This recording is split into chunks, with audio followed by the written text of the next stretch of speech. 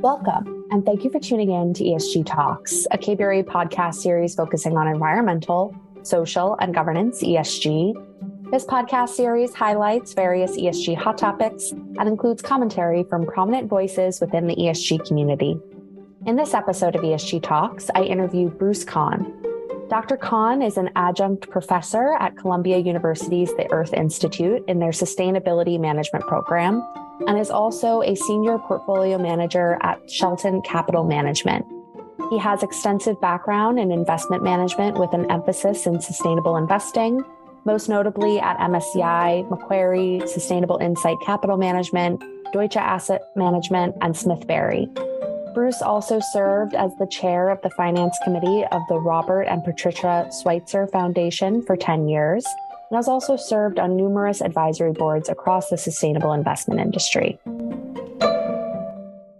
Thanks so much for chatting with me today, Bruce. You have over 25 years of experience in environmental and investment research and management. So I'd really like to go through your career path, as you've had many focus areas across the wide world of sustainability. But to start, how did you become interested in sustainability issues, both personally and professionally?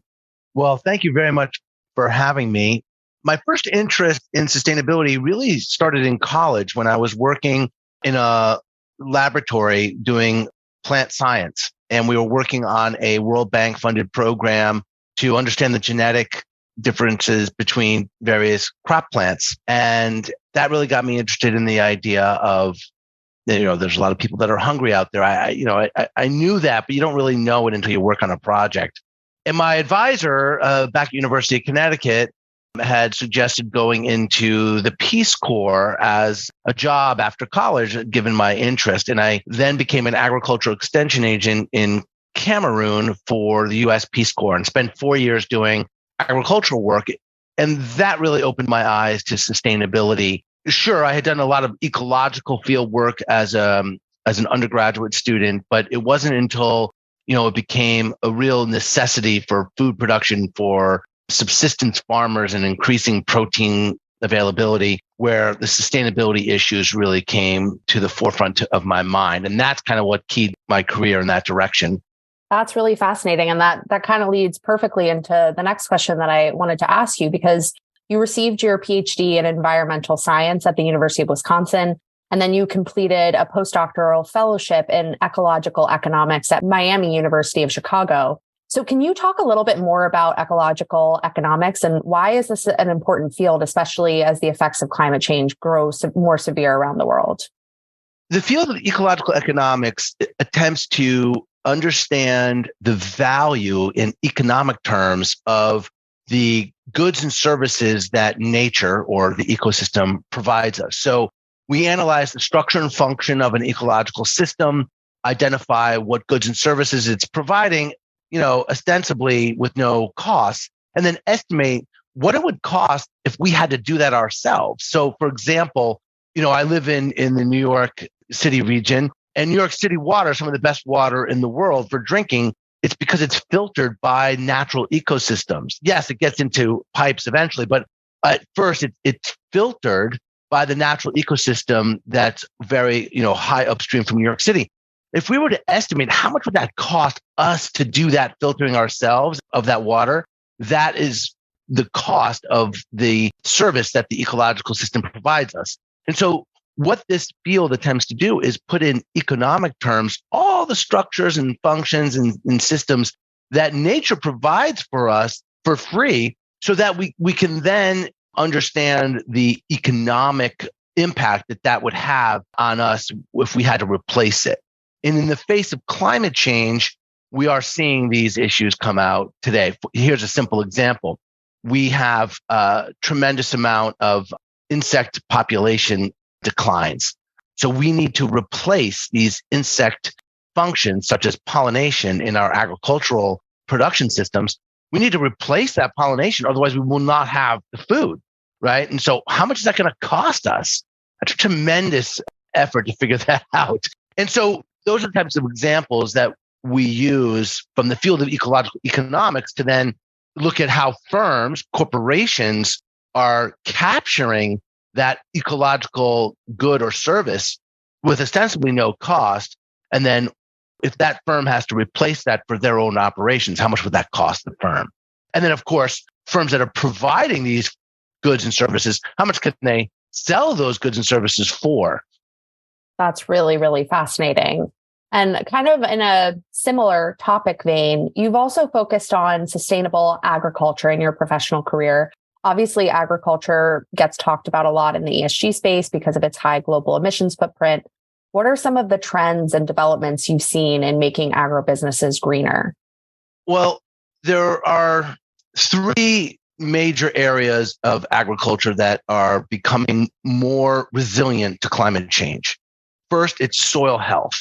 So the recognition of soil as an ecosystem in and of itself, and not just as a substrate for growing plants, has really changed the way we manage our agricultural fields. And that goes for row crops, perennial crops, permanent crops, as well as, animal husbandry side. We manage soil health in order to provide a more sustainable agribusiness. The second component to that, and that's of course related, is the use of advanced technology. So agribusiness has become a lot more advanced in using geographic information systems to understand really the variability, not just across a landscape, but across a field. And so that allows us to then be much more judicious in the application of various inputs to agricultural production. And the third component really is people. People have become much more attuned to the environmental consequences of agricultural production systems, and management programs such as integrated pest management, conservation tillage, just behavioral changes by a new generation of farmers is really making agribusiness greener. It's not a downhill ski run. I mean, it's an uphill battle because there's so much embedded in incumbent practices globally. And when you talk about food production, this is no farmer, no economy, no government, no investor wants to see food production and food nutrition decline. Everybody wants to see it improve and increase. But there are certain global trends that have a tremendous amount of momentum that makes, whole cloth change of a system much slower than I think that people would like to see it. Definitely one of the biggest challenges with climate change, right, is the slow pace of change and changing human behavior. In many ways, agriculture is the front lines of climate change, both from a mitigation perspective as well as adaptation. Definitely. I also wanted to ask you about your current role at Columbia. You teach at the Earth Institute, which combines sustainability with general and financial management, economics, quantitative analysis, and policy. What classes do you teach, and how have you seen the field of sustainability in academia evolve? So I teach three classes for the past decade at Columbia. First is sustainable finance. So it's a corporate finance course integrated with sustainability and what's known as ESG integration. The second class I teach is a class called Statistics for Sustainability Management.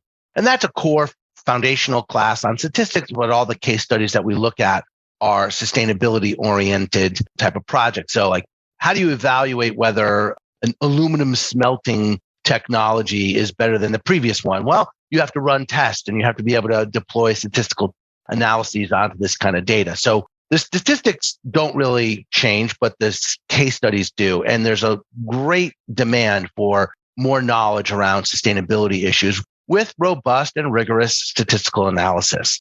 And the third class I teach is a class on sustainable agriculture. And that's more of a research colloquium where we do research projects on various topics such as the GMO versus organic debate, or what's happening in labor markets across, horticulture, so fruit growing, or climate change. How are farmers adapting their soil management practices in the face of climatic disruption, as distinct from just changing weather patterns, right?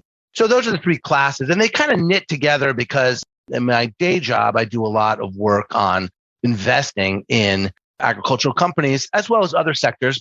And we use a lot of statistical analysis to evaluate our potential investment decisions. Now, this has changed in academia in that this program at Columbia, the Sustainability Management Program, while it's a little bit over a decade old, it does sit outside of the core kind of siloed structure of academia, right? It's an interdisciplinary degree within an interdisciplinary department. And what is changing in academia a lot slower than these kinds of innovative programs is that you do start to see more academic work on sustainability coming out of, disciplines, and you start to see more coursework and more, published literature, but it's still kind of an elective, if you will, to the core discipline of accounting or et cetera. So it has a long way to go. And I think the academic journals, there are more and more academic journals publishing on sustainability factors, and that will help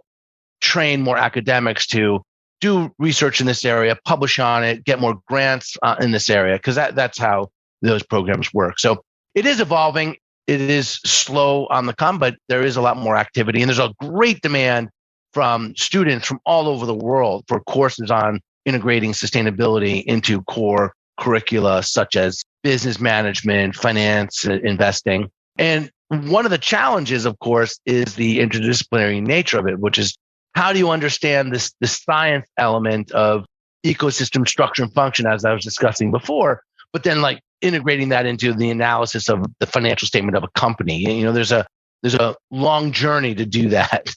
Definitely. And you kind of mentioned in passing your day job, your work at Shelton Capital, and you were really brought on to bolster ESG expertise at the firm. Does Shelton have specific asset focus areas, and how do you work to integrate ESG throughout the firm's investment strategy? Well, Shelton Capital Management, based in Denver, has been doing sustainable investing for over a decade. We have a sustainable equity fund that has over 10 years of track record, and we have some green bond funds. And our asset classes are mostly public equities and public bonds, both government, high yield, and corporate grade bonds. And we've been integrating ESG factors, although may not have been called that in the past, that's what it's kind of called today, into these investment products for over a decade now. And one of the challenges of managing assets in this field is the balance between pure play growth as well as industrial transformation of incumbents. And so we balance and then projects kind of on the green bond side. And so we're investing across all three of those kind of areas. And the challenge, of course, is, first, good opportunity sets. Second, really good data. And then third, maintaining a diversified portfolio of opportunities that are going to herald in what we think of as the low carbon economy. And so our thesis really is, yes, we want to invest in pure play growth companies that are going to be, very important to transforming the economy into a sustainable economy. But we also recognize that large incumbent industries are also transforming themselves as well. I mean, over 98% of the S&P 500 now issues a corporate social responsibility report or a sustainability report. Large percentages of all the global indices put out by MSCI have made declarations about decarbonization, and many hundreds of billions of dollars are being secured through the bond market for green projects. So the evidence is just overwhelming that our global economy is transforming into a more sustainable economy. And if you just follow the money, you can see what that's happening. So we're investing behind that, the thesis of industrial transformation. That's really interesting. I feel like in the evolution that we're seeing with ESG, there has been such a shift to focus on transition, which I think is really useful. And I think there's much more investor interest in really seeing the transformation of a company and having transition plans and benchmarking, and less of a looking at ESG from a really, this is exclusively good or this is exclusively bad, and really focusing on that transition and the process of getting better and moving towards a low carbon economy. So it's really interesting to hear your perspective on that. And so my last question is something that I always like to ask people who have long careers in sustainability, like you, Bruce. And when it comes to climate mitigation, and you're thinking about this all day, every day, and the world's transition to a low carbon economy, what really keeps you up at night, and what gives you the most hope thinking about the future? I just want to clarify one point, which is when I am thinking about industrial transformation, certainly transition to a low carbon economy brings the energy sector right to focus.